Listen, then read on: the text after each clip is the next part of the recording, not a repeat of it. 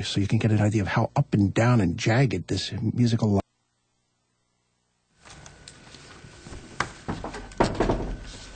Okay, I'd like to call to order the Wednesday, January 11th, 2017 meeting of the Moscow Planning and Zoning Commission, and begin with the minutes.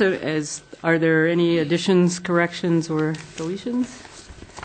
I'll make the motion to approve them. Is there a second? Oh, I did find just a couple of things. One in the second paragraph under correspondence, instead of, it says McClure wondered if signage was needed to prohibit parking on Main Street. It was actually to prohibit lining up to go into the business that was causing the issue. So, and then there was just one typo under announcements, just missing a T, number 10, on presentation. But other than that, we're in good shape. Anybody else, I think? Okay, so we had a motion and a second. All those in favor? Aye. Aye. Opposed? Abstentions? Yeah, I wonder. Okay, so we have. I'm not sure if it's necessary to abstain on a. We minutes. had this discussion a couple of months ago and decided it wasn't necessary. Yeah, because so if you read the minutes and you're comfortable with them, then you certainly have a right If to my approve them. friends say the minutes are good, I say they're good. Okay, so that was sort of the consensus that.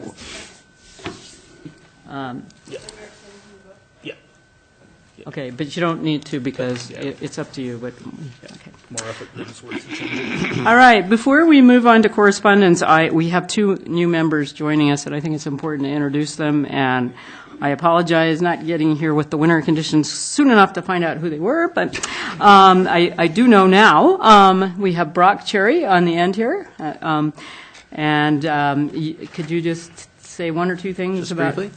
My name is Brock Cherry. I have now resided in Moscow for 2.5 years. And me and my wife, we originally came up here for grad school. And I came up from southeast Idaho. And once I came up here, I decided I'm never going back to the desert. So we plan on staying here indefinitely. My wife, she works at the Chaz Health Clinic, which she really enjoys. I'm currently finishing up my last semester of grad school, studying bioregional planning and community design, and looking for opportunities just around the area. And I couldn't think of any opportunity better than to get on the Planning and Zoning Commission. So I guess I'm here to try to keep you guys straight and learn something. Oh, welcome. Well, Nels and I both taught in that program, and I helped to get it started. So, yes. And Scott. Scott Gropp. I own Gropp Heating, Air, and Electric. Lifelong resident of Moscow. Have 3 children. Excited to see how this process works. Well, welcome, and I'm sure you've been busy with the cold weather in the last week. And also we have a new council liaison who is not exactly new, because he's been on council for a long time and has a planning background himself, Walter Steed, who's with us this year. Welcome, Walter. Thank you. Okay. So, correspondence from staff? Only thing from staff is, as the commission may recall, we were working on the parking standards within the zoning code, that chapter, and we had put together the Parking Standards Advisory Committee that's comprised of about 8 or 9 citizens, contractors, developers, landscapers in town, and we had our first meeting December 21st, and so it's likely we're going to have another couple meetings, and then we'll get some good feedback from that group, and then we'll bring that back as far as their recommendations, and then the commission could do what they please with the recommendations and then forward them on to council. So. Great. Okay. Any other correspondence from anywhere? Okay. Joel, the Transportation Commission meeting report. The last meeting of the Transportation Commission was on December 8th, and since our P&Z meeting followed that, I have reported on what happened there. The next meeting will be on tomorrow, 4 to 6 in this room. Main topics will be a further discussion on the complete street policy. Hopefully the draft will advance to the point where I can bring a copy of that draft to this commission so that you can see what we've been working on. Another topic, the parks people have been working on a street tree policy, and we're going to have a presentation on proposed street tree regulations, which should be interesting. Great. Mainly focuses, I think, on the requirements for street trees that go in at the time of subdivision and exactly how to have that process actually result in some trees in the ground surviving. Right. And that, to some degree, overlaps with the parking discussion, too. It does, Yeah. and the commission was looking at that at one point. I think I had given a Right. report, it was either the last meeting or the meeting before, about where that was at, and really Parks and Rec, it's going to end up within their section of the code, and so we didn't need to do any public hearings or anything with it. It's just going to reside there, and so they're moving through council right now. It went to Public Works, actually, I think Administrative Committee last week, and or earlier this week on Monday, and it'll go to council next Tuesday. Okay. Great. Thank you. So the next item on the agenda is open microphone, and for the new commissioners and also those in the audience and anyone who might be listening, this is an opportunity for members of the public to speak to the commission regarding matters that aren't on our agenda tonight or pending before the Planning and Zoning Commission. And is there anyone here who would like to get up and speak in that capacity?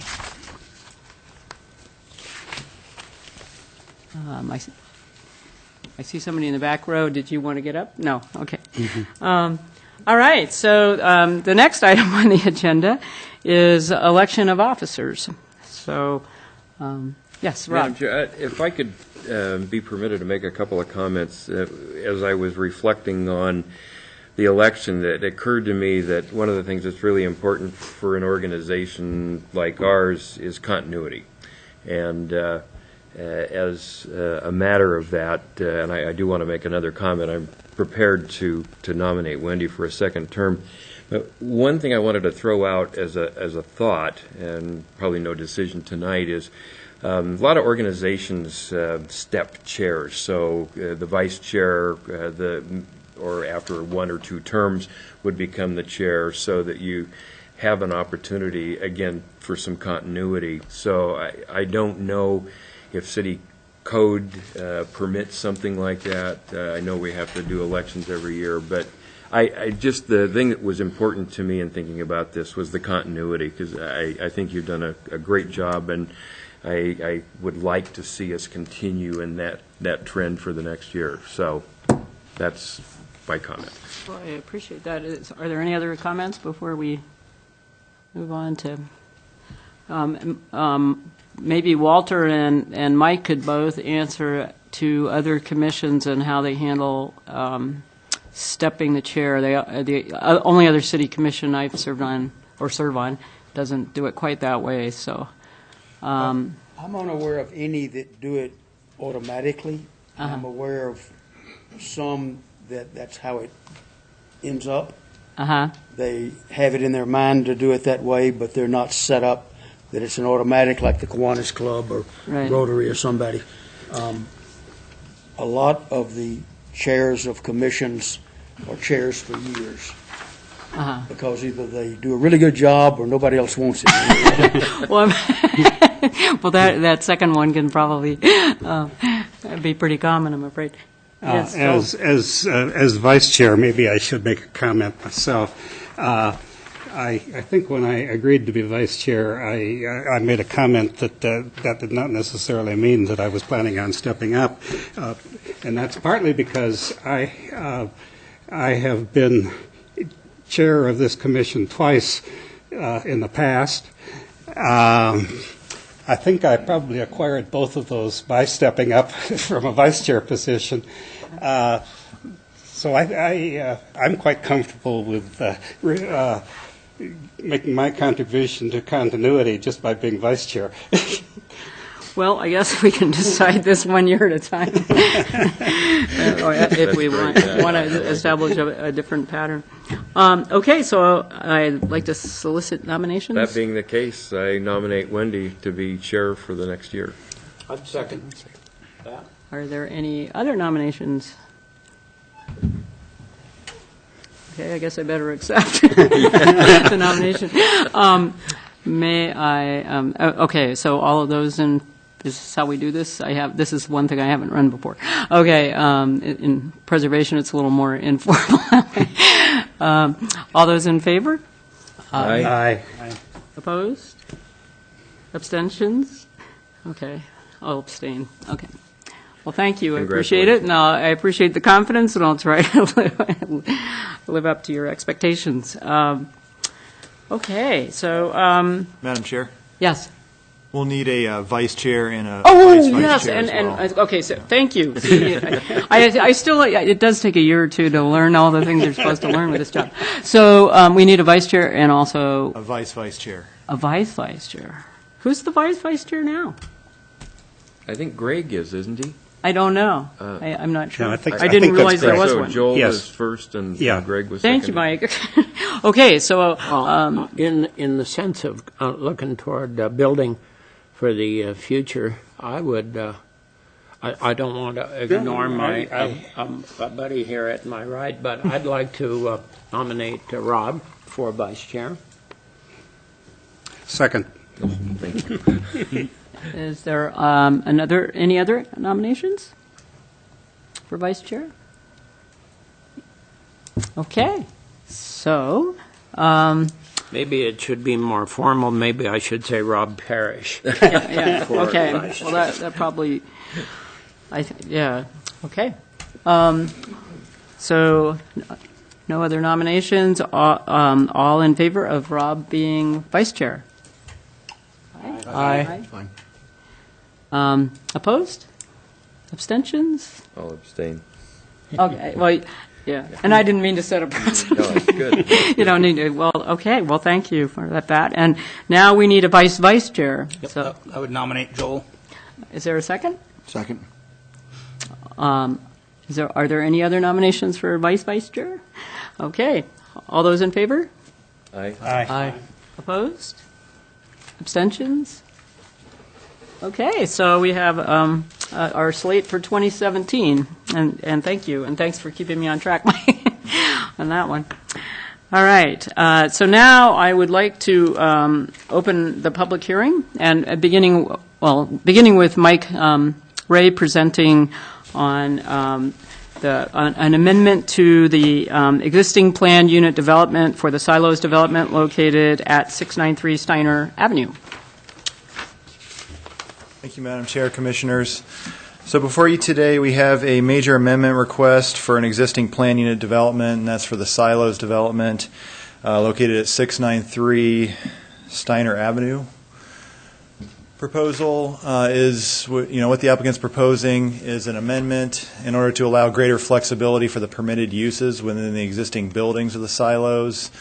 Pretty much would allow existing spaces within the silos development to be able to change between any of the permitted uses within the underlying R4 zone, which would essentially be either apartments or professional office uses. Amendment would also allow first floor spaces. There's about 3 buildings in order to have the option of changing from retail and restaurant uses in addition to all the permitted uses within that R4 zone.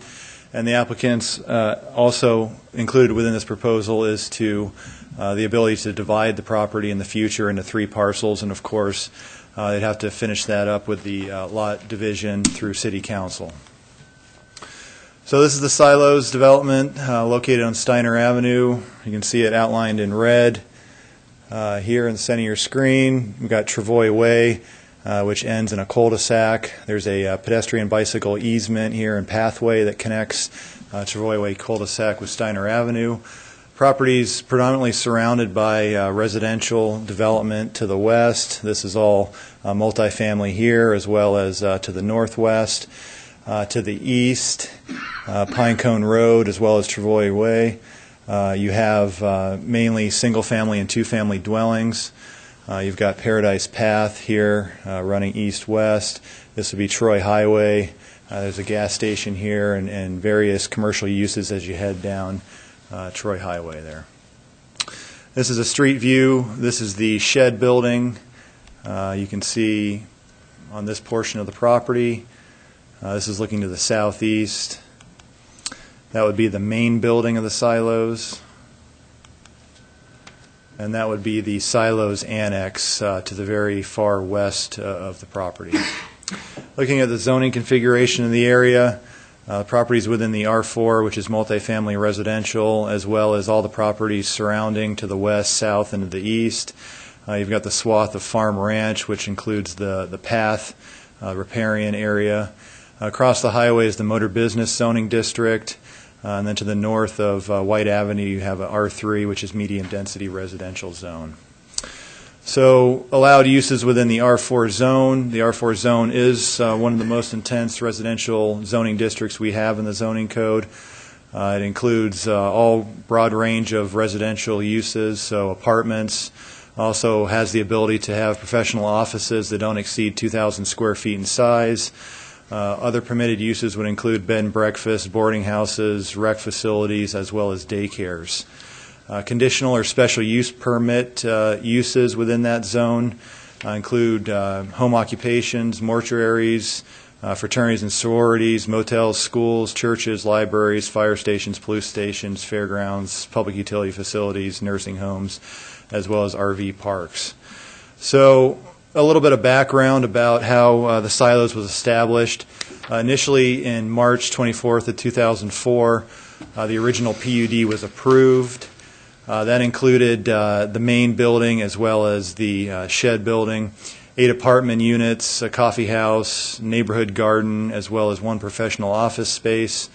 November 21st of 2005, an amendment request was submitted, and that was predominantly to allow the off-street parking to be provided on adjacent church property via a perpetual easement. And so there were 30 spaces that the silos had an easement for, as well as 1 ADA accessible space. So this is just a closer aerial view of the property. You have the main building here, that pedestrian bicycle path here, main garden space, community space within these areas. You've got the shed building here, as well as the annex here to the far west of the property. This was the original site plan that was submitted. As you can see, at this point in time, there's just a main building that was being proposed, as well as the shed building here.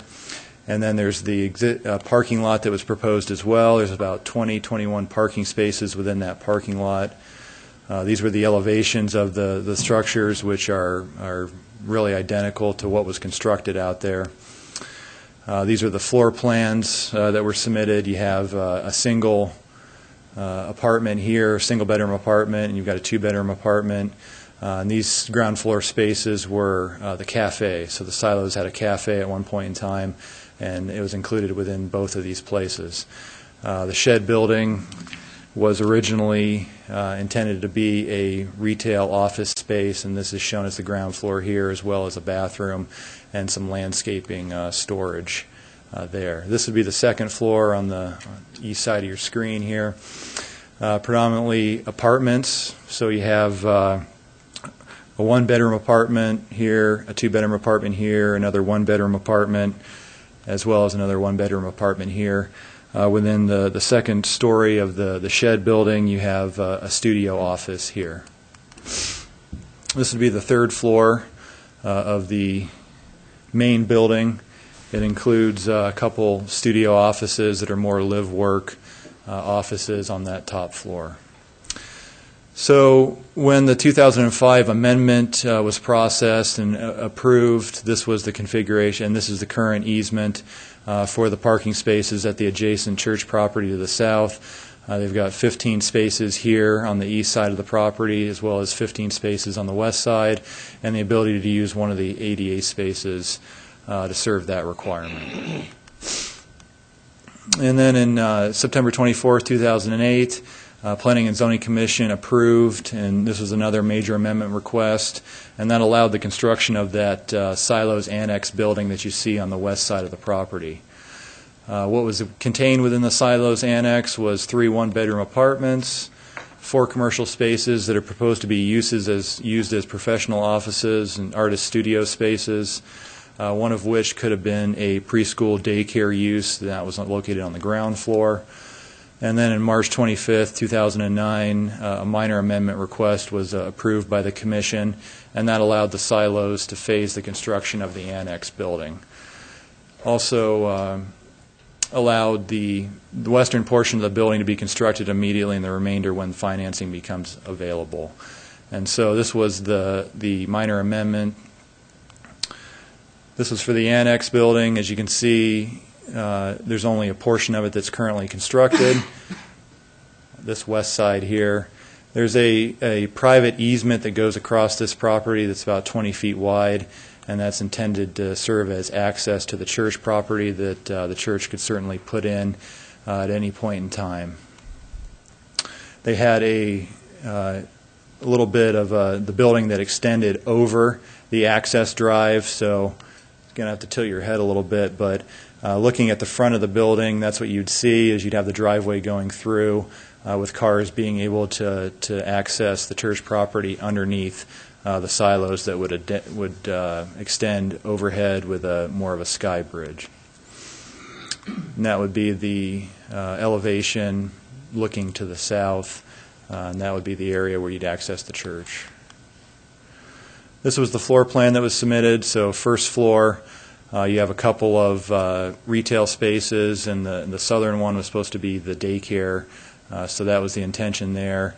And this is currently a hairstylist in that space, more of a retail use. You proposed to have 3 residential apartments on the second floor, and they're all studio, one-bedroom apartments here, you can see. And then on the third floor, it was similar to what was in the main building. You were intended to have 2 studio offices on top of that. So what, like I mentioned before, what the Silos is proposing is to have some flexibility, and immediately they were intending on converting some of those bottom floor cafe office uses into residential.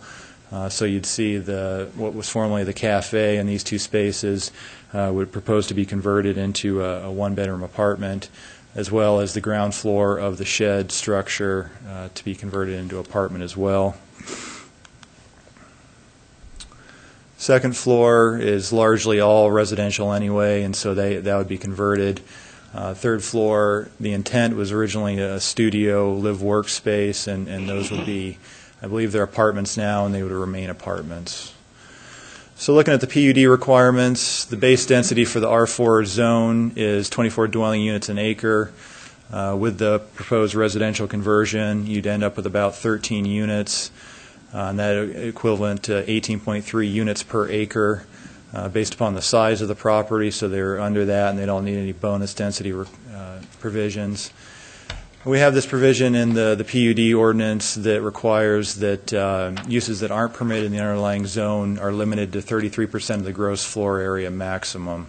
And when you originally looked at what was originally approved with the annex and the main building and the shed, you had about 3 retail or restaurant spaces, which came out to be about 31%. And so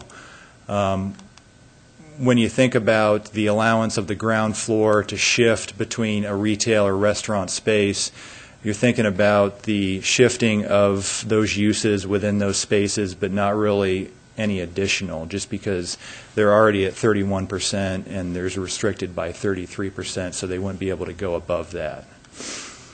Looking at the parking for the uses, they have 31 spaces right now with the conversion to residential that they're intending. 19 spaces would be required. If this is to be approved, staff would, as change of uses come in, staff would have to monitor that to make sure that the retail or restaurant uses would not exceed the 31 spaces that they have access to at the church property. And then, like I mentioned before, also part of this is the proposal to have the option of dividing the property in the future. The configuration that they're looking at would be to split the annex into a 5,000 square foot parcel, keep the main structure on the larger parcel here, and then divide the shed off as well. They decided that they would like to have the property line fall right here on the west side of the path, and that would leave the parcel short of about 77 square feet from the minimum lot size. So minimum lot size in the R4 zone is 5,000 square feet, and so they'd be proposing to either have that property line maybe a foot or two over to pick up the 77 square feet and just have an easement on there, or have, if the commission approves, have a lot size that's approved to be a little bit smaller than what would normally be allowed in the R4 zone. And then granted, if this is allowed to be divided, the setbacks are measured. You have typical setbacks in the R4 zone, and none of these were waived as part of the PUD requirements. So they meet all the R4 zone setbacks right now with the single property. You have a 20-foot setback off of Steiner Avenue. Off of Travoy Way, you've got a 13-foot street side setback. There's a 5-foot setback here on the south, and there's a 20-foot setback here. And so that would be a little bit of an odd configuration for, if you're looking at this single lot. Typically, you have the front setback and then the rear setbacks, on the opposite side. In this configuration, you'd have the rear setback to the west side. You'd have the front setback to the off of Steiner, and then you'd have a 5-foot setback on the south side as well as a 5-foot on the east. And so, that would really be a deviation to typically, what we typically see with setbacks within your zone. So staff's recommendation is to certainly consider public testimony and comment and to approve the proposed PUD amendment for the silos at 693 Steiner Avenue with the following conditions: that the applicant shall meet all city code requirements for future changes of use of any of the existing spaces within the silos, and that the applicant shall go through the lot division process with city council in order to finalize the proposed lot divisions. I'd certainly be able to answer any questions that you might have. Okay, at this point, before we open the public hearing itself, this is an opportunity for commissioners to ask Mike questions pertaining. Are there any? So, go ahead. Okay, so I was wondering about the, in regards to dividing the lot, are we just approving that they can go through the regular lot division process without taking another trip through the PUD process? Yeah, going through the whole PUD process before with all the amendments, it was always presented as a single lot. Yeah. And so, the commission, just because it had always been presented that way, the commission would have to approve the concept of being able to divide it into the 3 lots, and then they'd be able to, they'd have to go through the lot division process through city council in order to finalize that. But the commission would essentially be giving them permission in order to proceed with the configuration. Does that void the PUD when you subdivide it? No. No, it wouldn't. Okay. So, okay.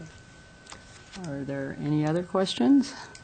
Okay, thank you, Mike. I think we'll open it up to. Okay, we're going to open the public hearing now and start with members of the public, and particularly the applicant or the applicant's representative, to come and speak to us if you would like.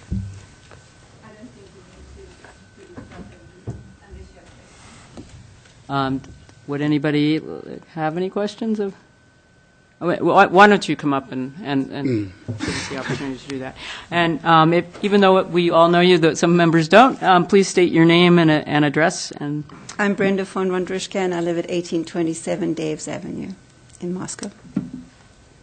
Okay. Does anybody have any further questions for Brenda? Madam Chair? Yes. If I may. Yes. Address. Brenda, what are briefly just your future plans converting these previously commercial units, 2 residential units. If you could just kind of just give us your thoughts of the reasoning why you're choosing to change the status. Well, to be perfectly frank, I think we were, it wasn't a good idea to have a mixed use, and we think it would be better for the neighborhood, and we think it would be better to all be residential. But we don't want to give up all of the rights that we got in originally. So our plan is just to convert everything to single family, to residential use. And then Christy McMasters, who has hair artistry, right now she doesn't have a lease. So in the event that this commission says no, we're not going to allow you to convert these 2 apartments on the ground floor and do what you want, then we'll just ask Christy to leave, and then we can do it by right under the R4 zone. We wouldn't like to do that. Thank you. So I think it'd be nice in the neighborhood. Are there any other questions? Yeah. So why do you want to go as far as to allow restaurants and retail if that's the one thing that you're getting out of? Well, it took us several years to get that right, to have the cafe and the restaurant, and it's not our intention while we own it to ever have it go back to the retail use, but it's a right we're reluctant to give up. So right now you have the right for restaurants down there, is that correct? Yeah. Yeah. So we could have. So you just don't want to give that up. You want to keep it, but Yeah. Okay. But what we really want to do is when we want to change an office space to a residential space or move spaces, we don't want to have to come to planning and zoning every time. Yeah. For just a small change.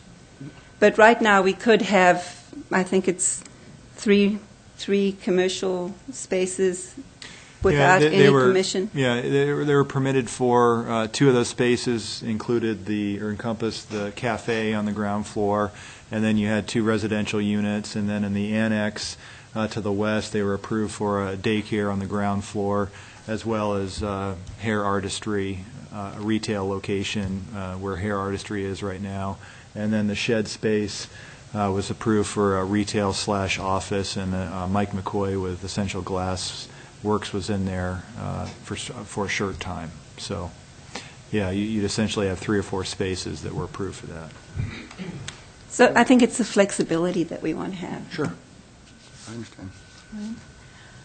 I think that makes sense, given the volatility of commercial space, and so. Yeah, it makes sense that it's already approved, and you want to hold on to that for sure. Yeah. It took us 2 or 3 years to get that initial approval, so it was not won very easily.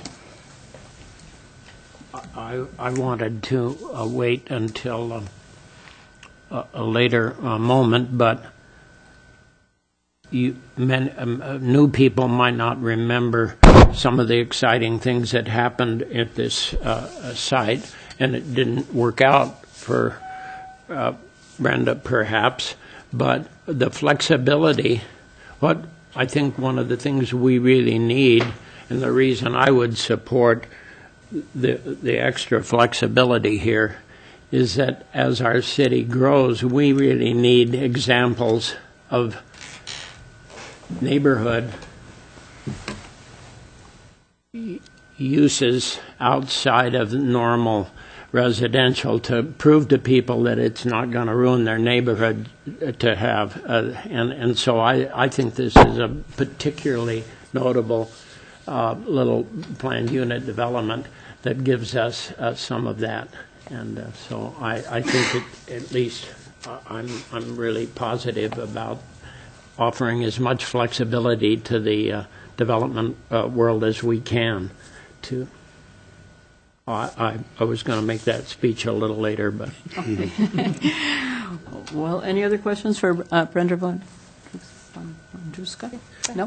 One more, well, Rob. I'm not sure whether I addressed it to Brenda or to you, but are we considering the lot division at the same time that we're considering the the other issue with respect to. That would come around when we vote after we have the public Yeah, testimony. it'd all be included within the amendment request. okay. So it'd be, unless the commission decided to approve one but not the other, you can make that distinction at the end.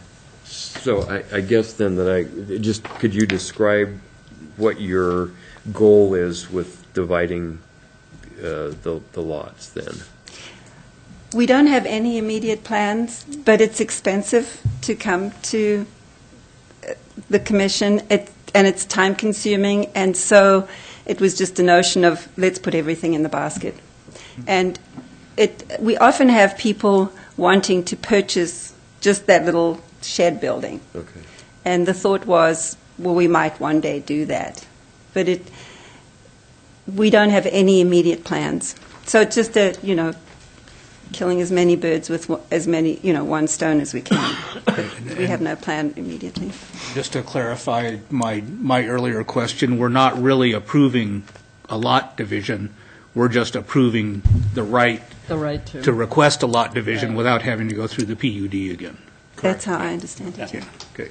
Because I would imagine there would be questions like how parking separates out when it's a shared parking. And I guess I do have a question about when you're changing the uses now from commercial, which usually weren't open on Sundays, to housing where it's 24/7 with the shared arrangement with the church with parking. How is that going to work? We don't have a shared parking arrangement. We actually have specific. We have Dedicated. 31 spaces that are only for our use, and we have probably, I think we have 10 total tenants. And we use I think we have 10 tenants in total, and we use very few of the spaces, so it's not going to be an issue. Madam Chair, Yes. if I may ask an Yes, additional yes, question for Brenda. yes. Brenda, do you have any system currently to make sure that your tenants are only using the spaces that are for them? Any system where you tell them if you have visitors that they have to park like across the street or something like that? No, they know where they're allowed to park, and if we had a shortage of parking, it might be an issue. But they have parking on both the east side and the west side up to where that first island is, and then there's the wheelchair accessible parking space, which is right in front of the church, and that's the only space that we ask them not to use because it's right in front. So. May I ask how many spaces does each apartment unit have the opportunity to utilize? Their leases say they can use whichever ones they want. But is there any sort of number? Like, No. does each... No, they're not allocated a particular number. They can park wherever they like within. On the 15 on one side or 15 on the other, they can choose whichever ones they want. That we haven't allocated them a space. So, I guess, I apologize. No, that's okay. To the Yeah. commission when I'm trying. So, with each unit, do they get 2 spaces per unit to use or 3 spaces? I'm wondering if there's any sort of They can use as regulation. many. They can use. They're 31 spaces, and if one person chooses to use 7 or 6, as long as there's enough left for the others, they can use as many as they like. The fact of the matter is that probably 8. Each person, not everybody has a car, so probably more often than not, they use a space each. And Christy at Hair Artistry probably uses, since she works in the salon herself, she may use at any one time 3 spaces. But I don't. Each one, even the 2-bedroom apartments, have 1 tenant. So I don't think we have a parking issue. Thank you. Okay. Thank you, Brenda. Are there any members of the public who would like to come up and speak in favor of this proposal? Are there any thank you. Yeah. Oh, no, that's all right. Nils Peterson, 841 Travoy.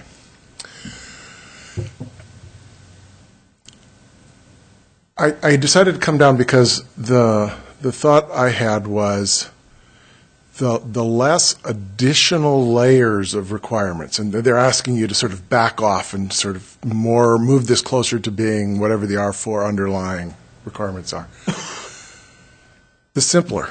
I mean, we know that this form is here, and from a sort of forms-based standpoint, there are only certain things you're ever going to be able to do with those buildings. And if they're swapping back and forth a restaurant here or an office there, the net effect isn't going to change the nature of that structure. And so I'm encouraging you to think, both in this specific but in the general, of not adding more layers than are already in the underlying zone, if at all possible, just to keep the whole system as simple as possible and as flexible as possible. And then let some other structure, like the parking or the form of the building, govern what could actually happen. Right. Thank you. Are there any other people who wish to come up? Is there anyone here who would like to come up and speak in opposition or in general support or just general comments about this proposal? Yes.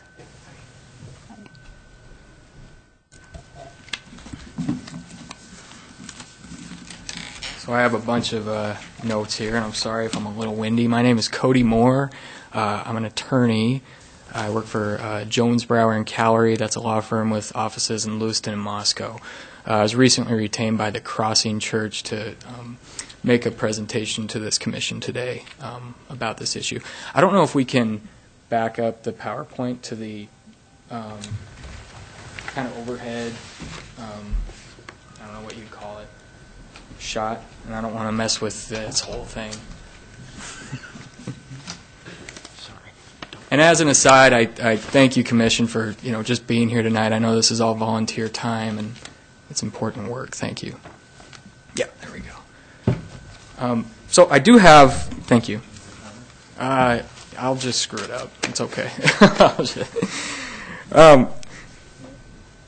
I have some pseudo-prepared remarks, but I think a lot's already been said that addresses this, and I wouldn't disagree with most of it, but I do think that there is some information that has either been left out or sort of glossed over or has just been presented incorrectly.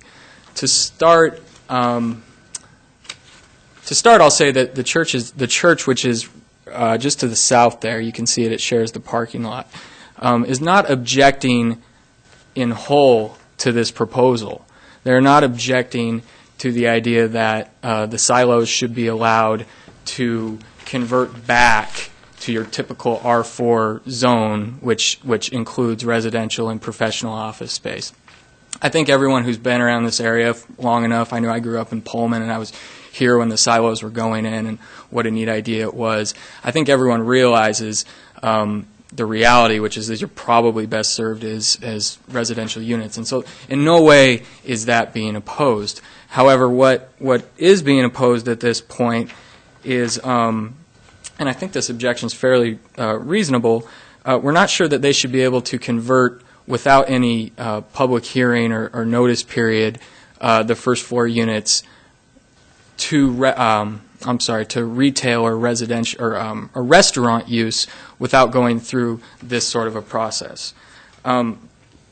The petitioner's proposal seeks to give the silos the ability to convert those to any retail or restaurant uses. That was in fact not, any retail or restaurant use was not in fact, and I can't remember which of the commissioners asked this earlier, was not in fact included in the original PUD in 2004.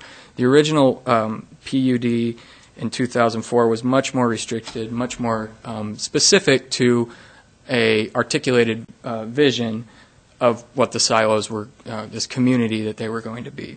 So by way of explanation, I'll sort of recount, I think, some of the history, which has already mostly been gone over, but I think I'll add some important details for this commission to consider.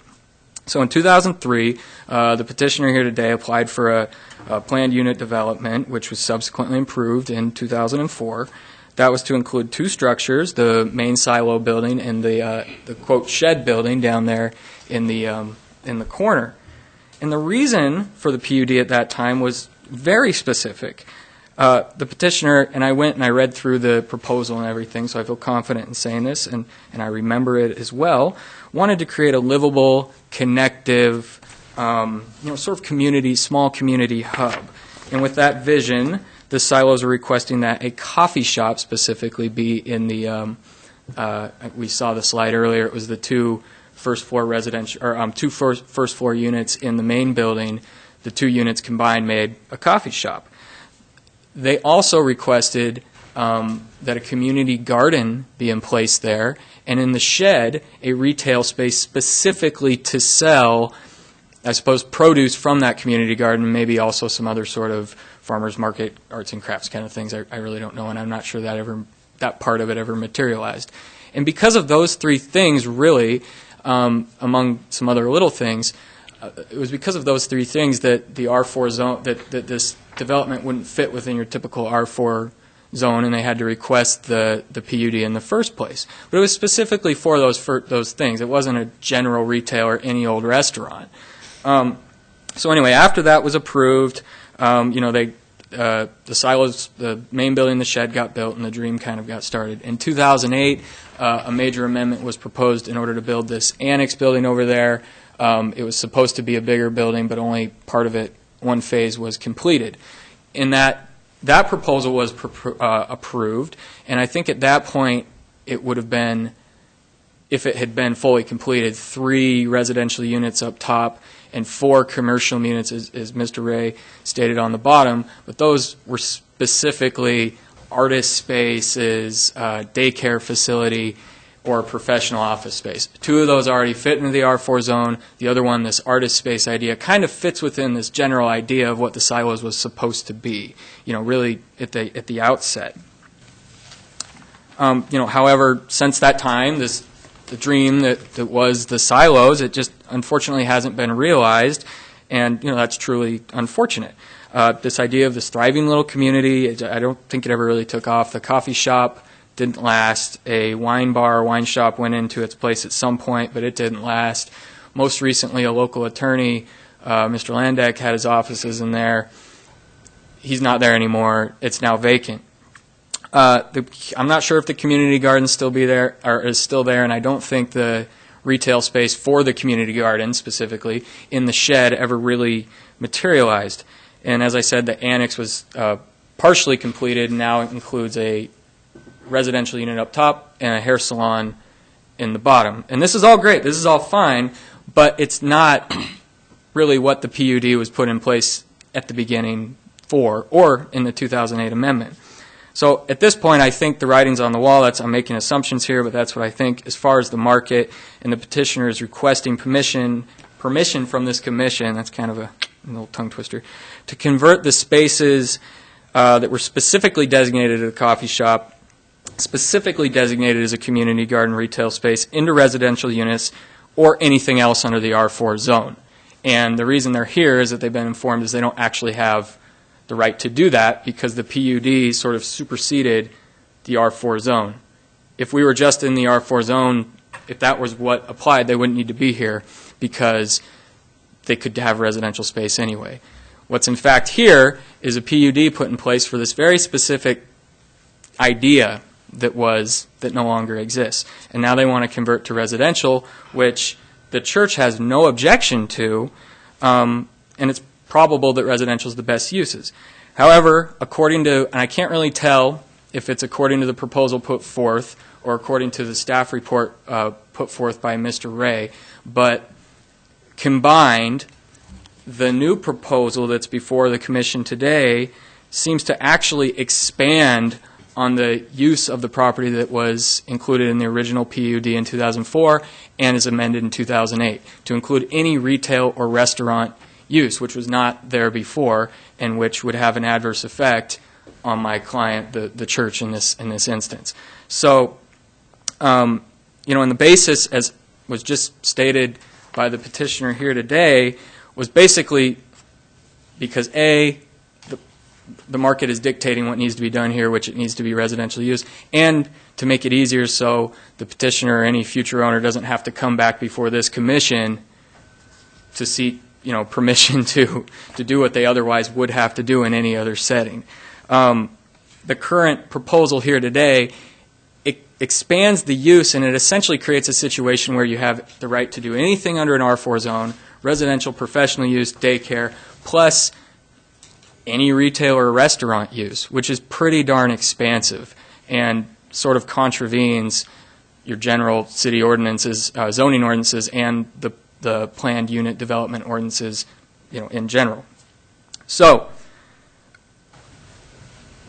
as I said, it goes far beyond the scope. We're not talking about artist spaces, daycares, et cetera. We're talking about any retail or restaurant use, which I think is just too far at this point. Okay, can I ask you to summarize fairly quickly? Because usually we yeah, and I'm sorry I'm being windy and we're here, way over but that, I so. think there's some specific points here that frankly were missed or just not brought up. The zoning ordinances in general and in the city of Moscow specifically state in the purpose that they're there to ensure continuity, safety, and order in any geographic area. A PUD, among other things, is a mechanism which acts as sort of an exception to a zoning area. What we have is a PUD, which is an exception to that for a specific use. And, I'm not saying it has to be a coffee shop, but we're kind of within a vision that was dictated in 2004. And what they're trying to do now simply goes beyond that. And on less of a macro level and more specific to my client, the reason that creates an adverse effect and creates an undue burden onto the church is this parking lot is, that those are shared spaces. The easement that's in place does not give spaces just to the petitioner. They're not exclusive use. But the silos are allowed the 30 spaces. And if I may approach, if I can kind of point, because I don't know how to use the pointer. What we have here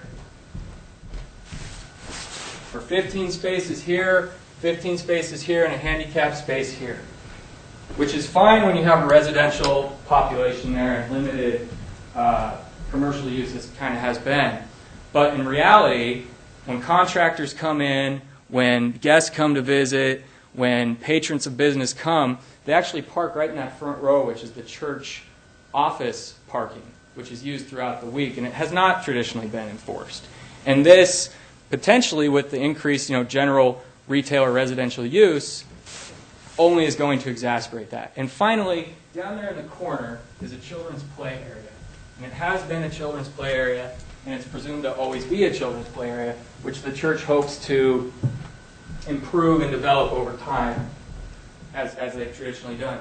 And as any other church does, they have children's services, Sunday school, and they hope to increase that. By allowing such expansive use in this instance, they're not able to forecast what they can do with that. It creates pretty clear and realistic safety and health concerns. And therefore, I think ultimately it's okay here to say that this can go to residential or any R4 use, really, but to take out the part of the proposal which expands the existing PUD to include any retail or residential or restaurant use. And that's basically what we're asking here. Thank you. Thank you. Is there any others or do you want to ask questions? Well, I just kind of, go ahead. Well, one quick question. So you're saying those parking spots are shared parking? They are not exclusively for the... Yeah, and I don't have the easement. I mean, it's recorded. Anyone can find it, and I could provide a copy if so requested, but... Madam Chair? Yes, Dennis, I think. I was just wanting to know if this thing is for a restaurant, retail now, or if it's not, because I don't really understand where we lie with that and the older... I would ask the commission to review the 2004 and 2008 PUD documents, because I do understand we talk in generalities, but... I wouldn't want to come out here and just give something else out when they really don't need it now, but if it's already there, I'm for it. I mean, it's okay. Well, they have a restaurant use already. So those two spaces in the bottom floor, they're approved for the cafe. We don't say that it has to be a cafe. The term in the zoning code is restaurant use. And so that's what they're allowed on the ground floor. Retail uses, there may have been something specific that was discussed about how the retail use is intended to serve the community garden in the beginning. I think that's evolved over time with the different proposals. You know, usually when you pigeonhole some type of use like that, we want the use that's in the zoning code, and that's typically retail. The hair artistry on the west side there, you know, that would be the same thing. It'd be either an office or retail use. That's how we define hair studio, is retail. So to say that, you know, there's a really specific use in there that the city would have to regulate would be, you know, above and beyond the intent of the PUD. And so that's what they're approved for right now. There's a couple other residential uses on the bottom floor. There's 2 apartments. And, you know, they're limited to that 33% of the gross floor area of the entire development. So they would be restricted. What this would do would provide some flexibility to move those spaces to other spaces within the first floor of the development, but they would still have to remain within that 33% of the gross floor area. So, you know, certainly there could be an increase, but it would be a small increase of what they currently have. So, and to reach, I mean, it hasn't quite reached full build-out, right, because there's an opportunity to still add one part of the amendment that happened in 2009 or 8. I wasn't on the commission then, but I was looking at the history. So there's still, and anything beyond that would not be permitted, correct? I mean, to add more buildings within... No, you'd have to go back through a major amendment in order to do that. Right. So to have a really large restaurant doesn't really seem possible, given, I mean, I've been in those spaces when they operated in that capacity, and they're pretty limited. I mean, you know, it's, so I have a little bit of a hard time Absolutely. seeing what the concern really Can is. I reply? Just briefly? Yes. Briefly as I can. I'm not disagreeing with Mr. Ray, and I'm not trying to say this has to be pigeonholed into like I was trying to say earlier, into a coffee shop or an artist studio. But I think those things were within this vision that was originally there. And we're asking sort of for neighborhood, what we would call neighborhood commercial. Right, but that's not what it says in the, and I would encourage this commission to at least take the time to go back and review the 2004 and 2008 PUD, because that is not what it says. That may be what we're saying today, but that is not what it was said, what it says in those documents, which legally are what control here, and that would be our position. I don't think we're asking for an unreasonable restriction to come back here for anything, but throwing a restaurant in there, even if it's a small one, I highly doubt on a practical level that they're all going to park in the correct spots way off to the side. What you're going to get is parking there. You're going to get a potential safety concern, and at some point you're inviting civil litigation just to enforce those rights. And I think that's potentially the road you're going down.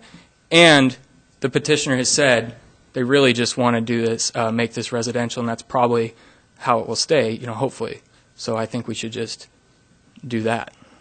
So I know, I think Brock had a question next. Just one moment. I don't want to beat the dead horse, but I just really want to understand the status of these parking spots that we keep on referring to, because, Mike, I don't know if you know this, but from what we've heard is that there are spots specifically in place for the silos unit, but then I'm hearing that no, they are not specifically for the unit, they are shared. So I was wondering if you could just explain. As part of that amendment in 2005, it was originally approved to have the parking on site, and so it was on the western portion. So they went and had a minor amendment or a major amendment done in order to have the parking on the church property. At that time, they had submitted a perpetual easement, which is proof that they have access to those spaces. They have 15 spaces on the west, 15 spaces on the east, as well as the ADA space.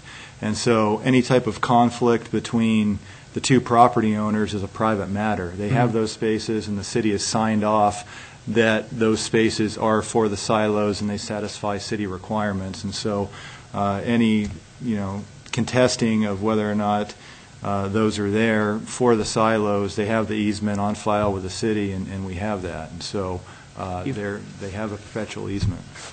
No, yes. May I just say that I think where a little confusion comes is if you're from out of town or you're a business guy, you're you're router guy, you may not know where the park. There's a vast amount of space there, and so if the sharing probably sounds like taxi comes in and just parks wherever, because there's no big sign that says what that is. But I don't think there's any lack of clarity on what the people who live in the unit, where they park. Thank you. know, and that's not a shared deal. Okay. Rob. This easement, I presume that there was a financial transaction between the silos and the church. They were remunerated for that easement, correct? Correct, yeah, and it was the previous church, and so when the current church brought the property, that would have shown up on the title report, and they should have had a copy of the easement at that point in time. Okay. Yeah, we're not saying anything about the easement. The easement, I would agree with the sentiment that that's a issue between the parties to enforce that easement, and I'm saying that if, let's just say a restaurant goes in and there's parking concerns, that's how it will be enforced. There's an easement for parking in the 15 spaces on the right and the left, one for a handicap space, and ingress and egress, obviously, to and from the parking. And how many parking spaces are around the church in general? How many? Well, I think there's 168. Right. Right. Okay. We're not talking about arguing over 5 spaces here. There's way over 100 spaces. I guess I just see limitations in the footprint to generate a restaurant that would create much of a problem. I mean, it's not like because it's pretty limited, as Nils Peterson referred. It's a set form, and it's just a change of use, which happens with downtown buildings and happens with commercial buildings all over the city. That nothing stays the same forever. I mean, I can see the vision was built around a neighborhood friendly commercial district, and knowing that it just seems like it's still at a scale that would remain, even if it's not a garden shop or a coffee shop. But we should be asking you questions and not commenting yet. So did you have any more you wanted to say, or is there anyone else who wanted to come up and speak in concerning this matter? Oh, I don't think the issue is parking. I want to make that clear. That's not our issue. The issue primarily is the change in use without any sort of public comment or notice, which would typically be required. This is getting pretty expansive. You're getting the rights of a PUD plus an R4 without any sort of notice required to any of the neighbors, and my client being the most affected neighbor by anything that happens at the silos. Mm-hmm. Okay, and that's pretty much it. Thank you. Thank you very much. Right. Yeah. Okay. So if there's no one else in the audience who would like to speak, I will close the public hearing, and we will have Does the client get a rebuttal? Yes. Thank you. Brenda Vandruska, would you like to come up and speak again? Okay, that would be the client's rebuttal. Okay, so you've declined that. Okay. So now I will close the public hearing, and we'll have an internal discussion among the commission. And yes, Rob Parrish. I obviously wasn't on commission at this time either, but Mike, do you know, I didn't realize that the church had changed, but was the original church involved in discussions and approvals, and had they made comments about the uses that were envisioned at that time? Do you know? I'm not aware of that, no. Okay. So they were involved in the discussion? I believe they were. Okay. Been a decade ago. Yeah. So are there other comments or questions among commissioners? Yes, Joel.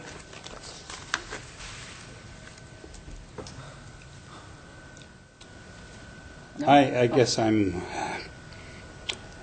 not particularly concerned about the parking issue, which appears to be the one thing that might be of concern here. The property currently has the right to have a coffee shop or restaurant, as we define it. Currently has the right for some retail spaces, and there's a limitation on the amount of square footage that could be in such uses.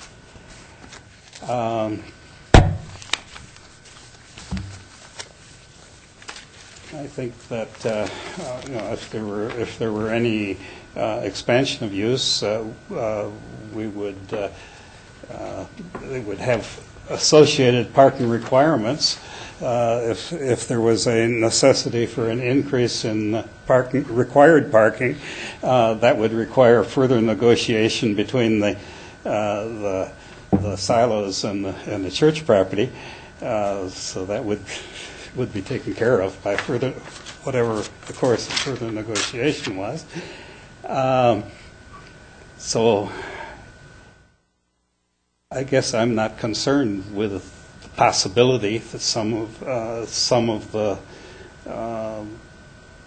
spaces might be apartments for a while and might revert back to what they're presently authorized to do. So I guess I'm sort of in favor of approving what's before us here. So that was kind of my big question on it. Is it did sort of look to me like it was expanding the allowable use, just saying that you can put a restaurant everywhere in each of those 3 ground floor units, is the way I read it. Is that accurate? Yeah, underneath the current proposal, that's what would be allowed. Sure. But the two things are, I think that if somebody tried to put 3 restaurants right in a row at that particular spot, they're pretty much economic idiots. that would never work. And it sounds like if somebody, if say through some fluke, this is the worst case scenario, somebody did want to put 3 restaurants in a row there, then they still have to go through all of the parking requirements. Yeah, at the time of proposed change of use, they would have to come in for a building permit, and the parking would be reviewed at that time, as well as any other building code issues that would need to be satisfied. Yeah. Do you have any rough idea of if it was maxed out in terms of restaurants, what the parking requirements would be off the top of your head? Or how many seat restaurant could even fit in there? Yeah, I mean, yeah. Well, is it defined by square footage? It is defined by square footage, and it's usually 1 stall per 200 square feet. So you're talking 14,500, 14,000 square feet. 200. 100 parking spots. So it's, one stall per 200 square feet. If you look at the bottom floor spaces, so the main building is about 2,400 square feet. So you're looking at 12 spaces that would be required. With the residential addition, you may be close to that 30. If you were to convert all that space on the ground floor of the main building to restaurant and require 12 additional, you'd probably be a little over the 31 that they have on the adjacent church property. So that would probably be prohibitive to do that. Yeah. So so it seems like the parking requirements would prevent the maximum restaurant. Yeah, that and like I had mentioned before, so they're bound to the 33% that the previous commission had granted for uses that aren't in the R4 zone. So they would perpetually be bound by that, and the uses could shift with this proposal, but they would still be limited to that 33%. Yeah. And then the other thing I was hearing too is it sounds like one opinion is that these are shared spaces in the church's view, but in the city's view, no, this is an easement granted to the silos for those 30 spaces. The easement was reviewed and approved way back in 2005 for parking on that property. And so the easement that we have on file says that they're entitled to 31 spaces. Okay. Okay, So other businesses in town work out the issue. I can think of Third Street Market and people who have businesses downtown and other people using those, other customers using the Third Street Market parking spaces and seeing notices in those businesses, please do not use. There's ways of making things work without us regulating. Well, part of the 2005 requirement, City Council required that they put signs in front of all those spaces out there. So in front of the church parking space, in front of the front. Silos parking spaces. The other little thing I was wondering about too is if we give the right to go through a subdivision process, are we getting into any kind of precedent setting by letting somebody, knock 77 square feet off of the required lot size? I mean, is that well within our powers? Actually, the majority of the PUDs we see are for subdivisions. So they're, Green Acres, Tiempo Commons, subdivisions that would like smaller lot sizes, smaller lot widths, smaller footprint homes on private streets that are a lot smaller than your typical public street. Yeah. And so that's fairly common. This wouldn't be a subdivision plat because it wouldn't be creating more than 4 lots. And so they would just go through the standard lot division procedure, and so there wouldn't be any complications there. It would just be giving them approval in order to be able to divide it in that fashion from the commission. Yeah, would some other body also have to look at it and say, yeah, 77 square feet short is okay? Well, if the commission had approved that through this amendment, then they would have the permission in order to be able to do that. City Council would, because the commission had reviewed this and approved it. So if the City Council accepts what we do here tonight, then they're kind of bound to later accept. Yeah, it's still up to the discretion of the City Council in order to approve it, but they would have the approval of the commission to say that they have permission to do that through the PUD. Okay. So, right. Any other comments or questions from commissioners? Okay, so yes. Go ahead. To get something on the table here, I propose, or I move that the proposal be accepted as presented, subject to the 2 recommendations recommended by staff on the last page of our handout. So, second that too. Okay, are we ready to vote or discussion? Well, I just want to remind this tiny piece of property has probably consumed more, not only of Brenda's life, but ours over the last decade than any. It's probably got more talk about it than any per square foot. It's a very unique piece of property, and if there was a parking lot on Steiner, we'd be talking about something entirely different. If you could get 40 spaces with people pulling off of, but you can't find this place. Actually, you can see it, but you have to figure out how to get on the travois to get back here to it. And so it really is a local thing. It really is a community thing, and it's so unique that it's hard to make generalizations about it. I would hope that we're not thinking that we're setting some kind of a precedent, because both the shape and the uniqueness of the property is, I guess, strangely different than we'll probably see again in another decade. On the other hand, making this community amenity work, I'm one of the people who's disappointed that the coffee shop and the wine shop or something didn't work. I always wondered whether it would, but it was wonderful while it lasted. And so I guess I'm really in favor of giving some of these little developments, these unique creative developments, not try to be too precise about 33% and 12% and all that stuff that we really never quite understand anyway. We expect Michael to come up with the 10% and the 12s and the 33s, but seldom do we really believe that they're perfect as we see. So I just think this is I think we should get on with this and give a little flexibility to it. I think it's too tiny to imagine some vast thing happening. You know, the world is getting big.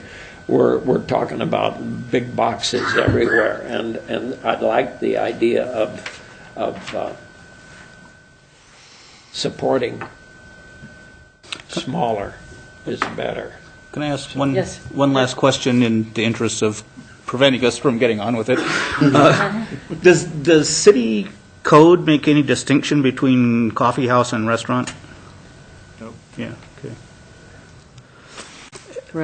Often they evolve back and forth, even within the same business. Yeah. So.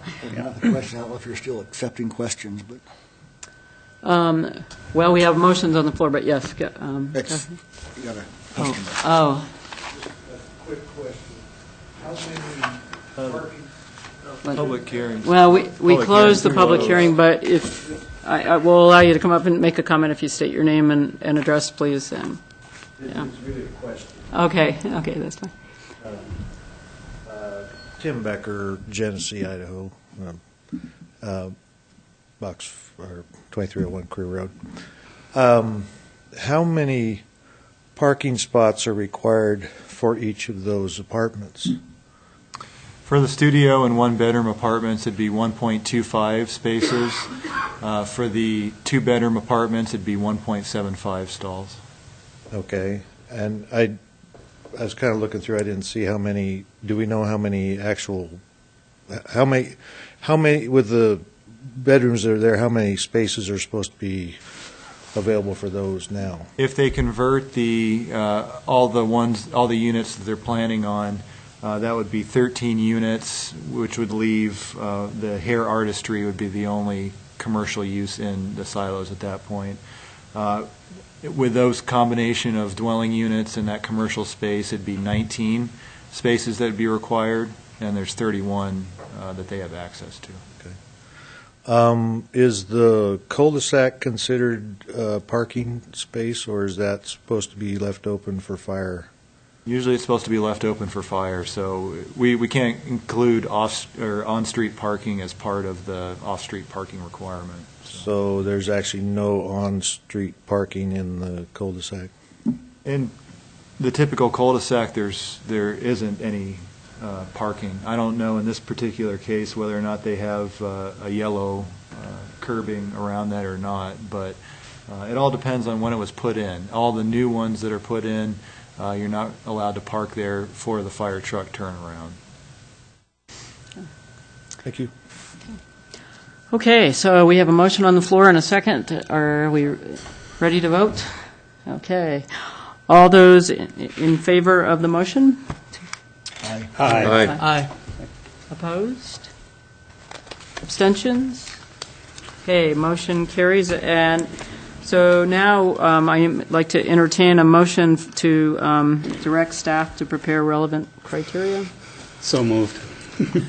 Is there a second? All in favor? Aye. Opposed? Motion carries. Dennis? Yeah. Okay. So, thank you. We move on to the 2009 Comprehensive Plan Update, and Mike's going to present Chapter 1 to us. Tangential to that, I've been looking around for some good shared reading on comprehensive planning updates, and still looking, but I got to. So we'll.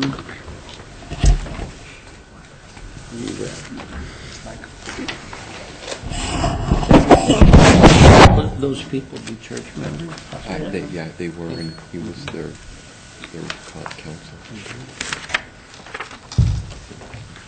That's not the frat house. And it never will be anything that negative of anybody.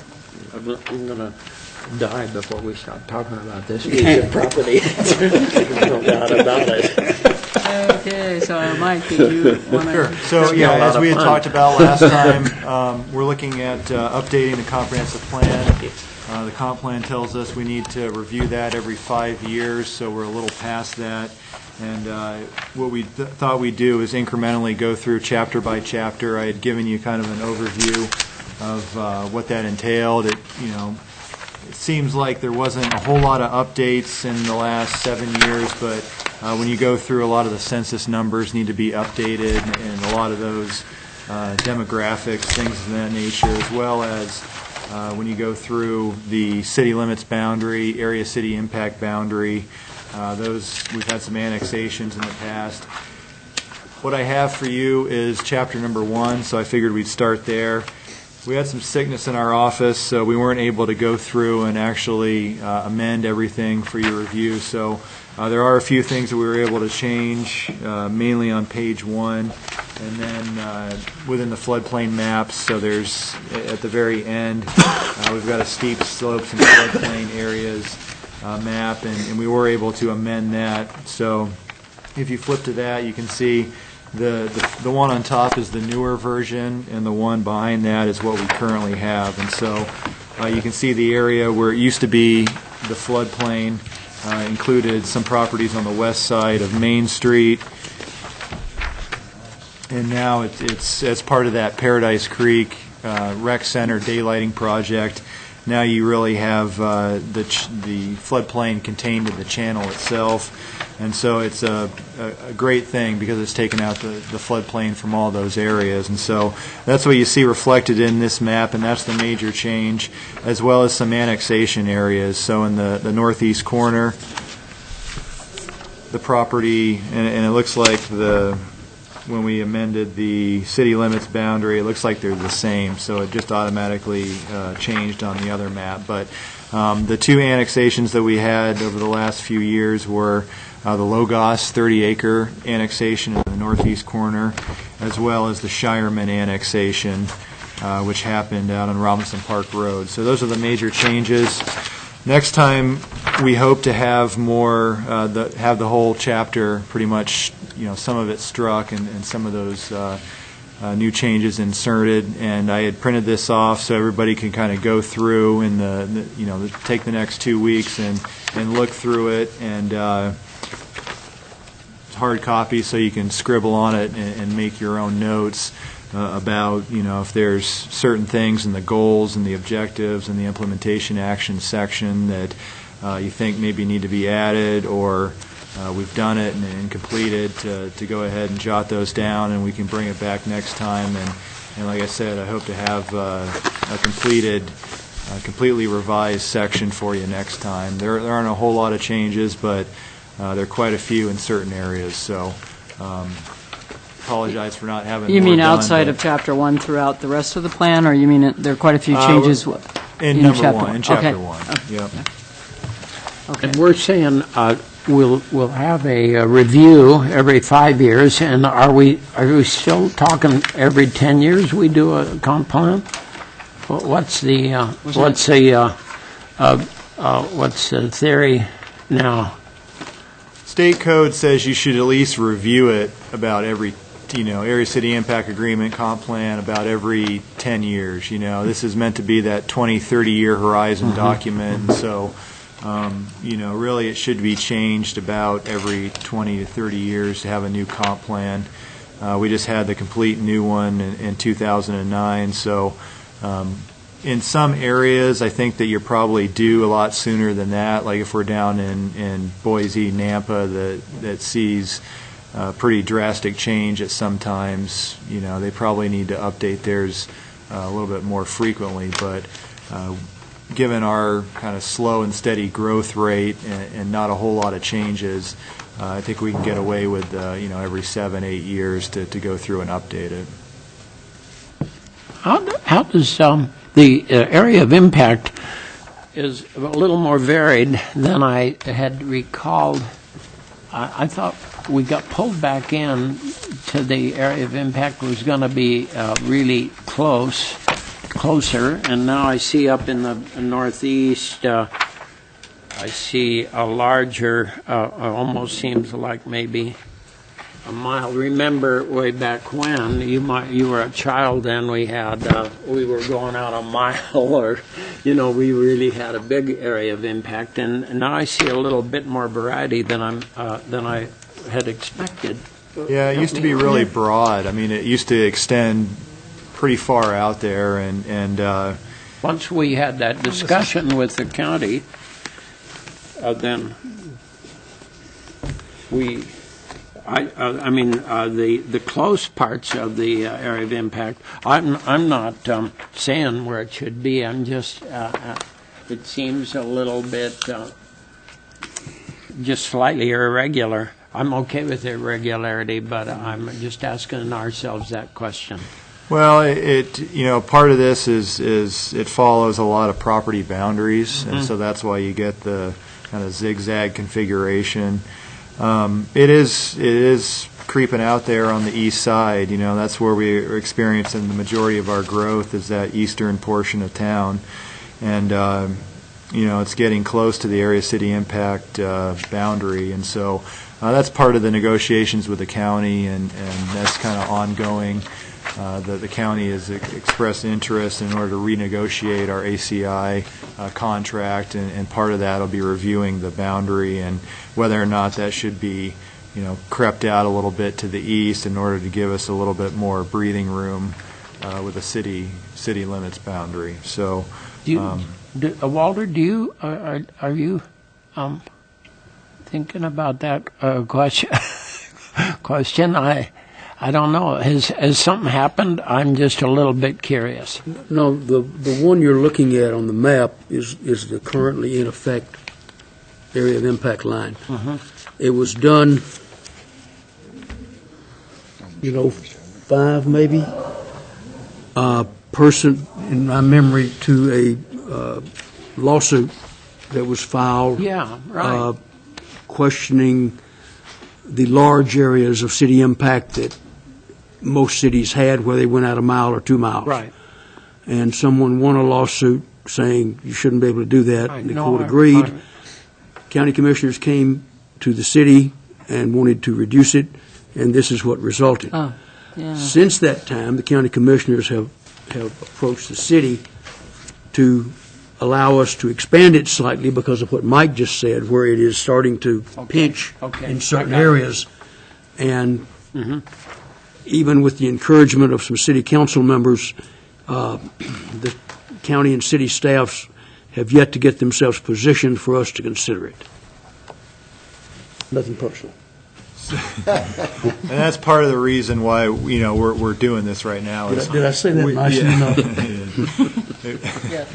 We have other. It's on our mind. Yeah, and a large portion of this was, the concept of the alternate highway bypass, and we've had some plans that have been completed since then. So, multimodal transportation plan. We've had the 2 sewer and water plans, and so those just will inform, our decisions in the comp plan and change those effectively. And as we discussed before with the ring road concept, the multimodal transportation plan only identified that southwest quadrant as having a cost benefit that was worth it. And so what Transportation Commission has been doing has been identifying some of the existing roadways that could serve as that bypass. And that's all of this has been the reason for really just the stalling of moving forward with the agreement. And so we're just trying to clear these things up prior to that, and so we're moving forward now on the amendment. I think within the next couple of years you will see the city and county meeting to discuss it. Yeah. Just for our new members, I just if those of us who've been around for a while, we had a area of impact that was really far out, at least a mile. It was, and then I personally think, and I don't want to, I shouldn't probably speak for the commission, but we allowed some things to happen in the far out area that we probably shouldn't have allowed. It might not have been the most wonderful idea.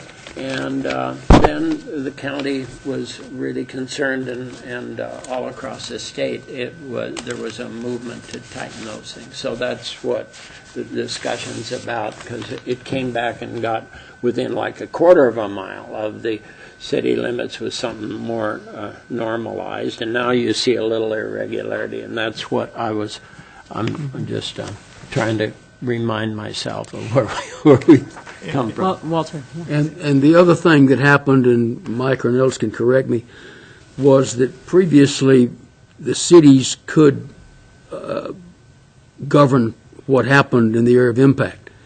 Now we only can comment and state our position as to what we wish to see. Yeah, thanks. And the county can say thank you very much for your opinion if they wish to, or they can agree. Yeah. But it's they govern in the area of impact now. That's what happened. We during the time when we thought we could say what happened in the area of impact, we said a couple of things that the county didn't agree with, and so then across the state, I don't think it was just here in Moscow. No, it was in southern Idaho, I believe. Blaha, I think, was the court case. Wow. It was down in the Treasure Valleys is where it was. Right. But Okay, and they had a lot of rapid growth, so. Yeah, and it was just as Walter stated, that it was cities exercising authority in the county when they shouldn't have. And if I may, the position of the plaintiff was that I don't have a vote in the city, I don't pay taxes in the city, and yet they're telling me what I can and can't do with my property, and that's not right. And the court agreed. I agree. Okay.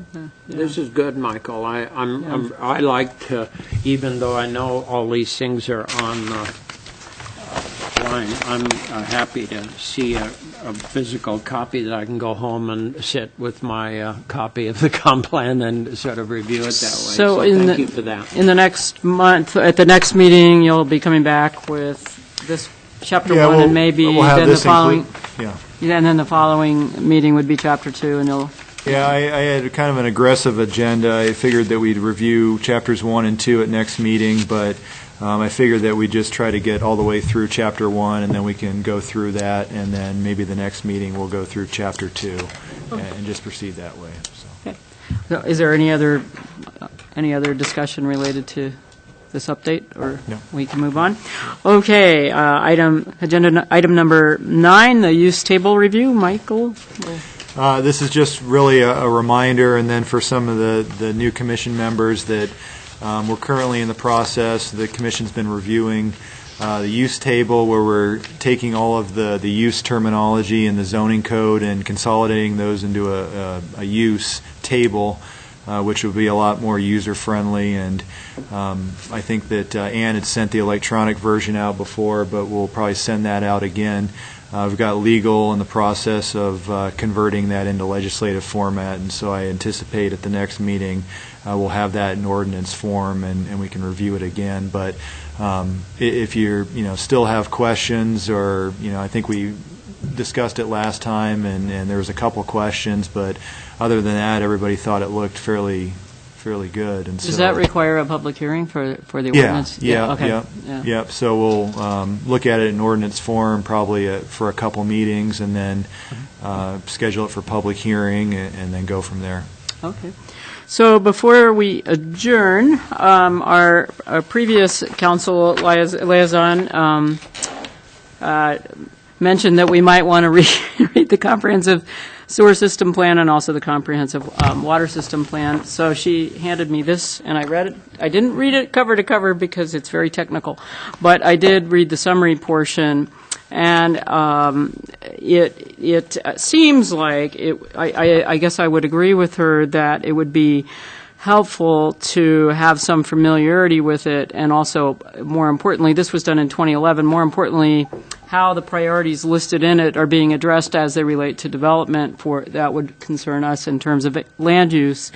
They divide it kind of into, Keller Associates was the consultant on it. There's a lot of engineering speak in here that'll put you to sleep, but there's the improvements versus expansion concepts, depending on whether you're going out putting in a new subdivision or needing to make some updates to the current system in a few places where it's stressed out, or at least it was in 2011. And I think, I don't know if the rest of you agree, but in the spirit, and maybe not in such a thorough way as we had a review of the transportation multimodal plan by Les McDonald, maybe we have an update by either Kevin Lilly or of how these issues, these priorities are being addressed, in what order and where we are. And some of it is flexible in the sense that it was set up to respond to where development happens, where improvements needed to, or expansion needed to happen, obviously, and one drives the other or whatever. I think it would help us as we're approving new development and development in general to have some idea of where the sewer system plan stands in its, in its implementation in relation to those. So I don't know if the rest of you agree with me, but having just an update on the priorities that are kind of at the summary part of it. Sure. What do you think, Walter? Did you get that in City Council at some point? No, you didn't. You're talking about sewer. Would you include water in your? Yes, and I haven't read the water. The water's the same size. It's more fun. The water would probably be more fun, but it's all related. Anyway, so it may be at some future meeting, when we have a lighter schedule. We could, engineering could give a synopsis of the book, right, in an overview sense, and then talk about the priorities were, and we've done these and haven't done these because, or plan to do these. That's what I'd like to know after reading through it is, rather than all the details in it, which is pretty onerous, just knowing what the progress is, how it relates to how we make decisions about, or recommendations about. If I may, one of the things you saw in the sewer talked about upgrading lift stations. Right. We've already bid 6 or 7 of those. Yeah. They came in way out of the money. It's currently out to bid again to see if we can get it within the money. But that's one of the things that's in there as a need to get done, and it's currently being accomplished. So. And one of the things I saw in there was that the system in a few places, the capacity is already stressed, and I don't know how that's. Engineering would have to answer that one. Yeah. So and those are in the 1A category priority zone. But we've done, if I may, we've done some interceptor work down near the U of I. That was one of the problem areas. Yeah, a lot of that has been accomplished. There was a 32-inch sewer installed down there, big one. So it's being done, but engineering could, if you wish to hear it, engineering could give you a little bit of a tick, tick, tick, or haven't done this one because it's not called for yet, or we haven't grown enough, or we can't figure out how to pay for it, or whatever the answer is.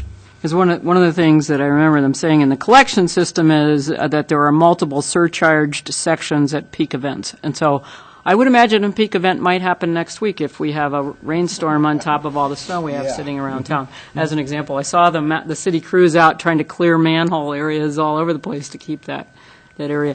So, that would be great to have some sense of the progress. I think if the rest of you feel that way.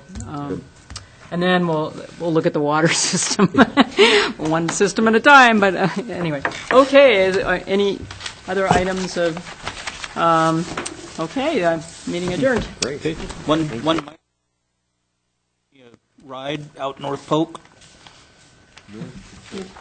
I need to get home. So.